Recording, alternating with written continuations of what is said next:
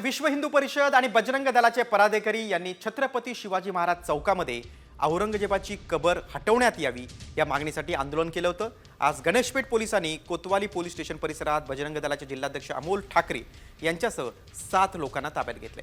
गुन्हा दाखल झाल्यानंतर विश्व हिंदू परिषद आणि बजरंग दलाच्या पदाधिकारी कोर्टात त्यांना हजर केलं। या प्रकरणी आता कोर्टानं काय आदेश देत आहेत त्याकडे सगळ्यांचं लक्ष आहे। कोर्टाच्या आदेशाकडे सगळ्यांचं लक्ष आहे। बजरंग दलाचे 7 जण ताब्यात आहेत। या सगळ्यांनी शिवाजी चौकात आंदोलन केलं होतं आणि त्यानंतर संध्याकाळी 2 गट आमने सामने आले आणि दंगलीला सुरुवात झाली। कॉमस्कोर नुसार आता isakal.com आहे देशातील नंबर 1 ची मराठी न्यूज वेबसाईट। प्रत्येक अपडेटसाठी isakal.com ला नक्की भेट द्या।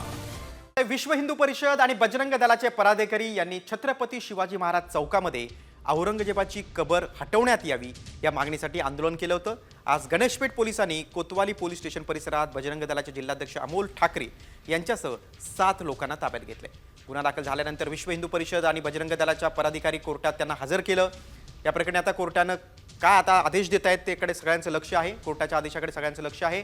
बजरंग दलाचे 7 जण ताब्यात आहेत। या सगळ्यांनी शिवाजी चौकात आंदोलन केलं होतं आणि त्यानंतर संध्याकाळी 2 गट आमने सामने आले आणि दंगलीला सुरुवात झाली।